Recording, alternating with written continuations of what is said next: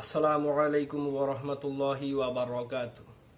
সুপ্রিয় দর্শক, এতদিন আমি জানতাম যে ব্লগ ব্লগ নামের যে জিনিসটা সেটা থাকে মূলত ফেসবুকে, মেসেঞ্জারে, হোয়াটসঅ্যাপে, টুইটারে, তারপর টেলিগ্রামে এবং অন্যান্য যত সোশ্যাল মিডিয়া আছে সেগুলোতে মূলত এই ব্লগ নামের জিনিসটা থাকে।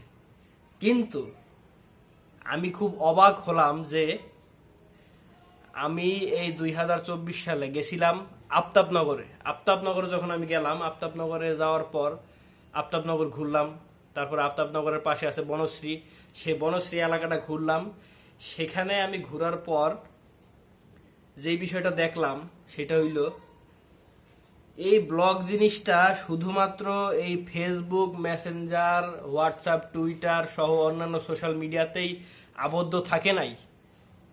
আফতাবনগর, বনশ্রীর মতো উন্নত যত এলাকা আছে সেগুলাতেও ব্লগ গিয়া প্রভাব বিস্তার করছে।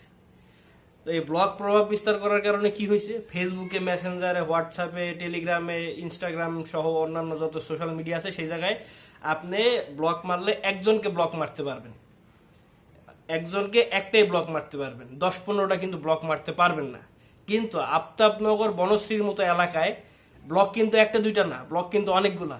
যেমন block A, block B, block C, block D, block E. তো এরূপ মনে করেন যে 4-5টা করে এক একটা ব্লক। আবার শুধু ব্লক না, এই ব্লকের মধ্যে মানুষ বাড়ি বানায় পর্যন্ত থাকে। কেমনে সম্ভব? যেই ব্লকে মানুষ কনভারসেশন করতে পারে না, আজকে সেই ব্লকে মানুষ বাড়ি বানায় থাকে। খুবই অদ্ভুত একটা ব্যাপার, খুবই ইন্টারেস্টিং একটা ব্যাপার। তো এই হইল যে ব্লকের ইতিহাস।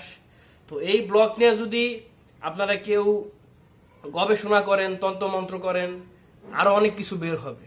ব্লগ এক সময় সীমাবদ্ধ ছিল ফেসবুকের মধ্যে, মেসেঞ্জারের মধ্যে এবং অন্যান্য আরো সোশ্যাল মিডিয়ার মধ্যে।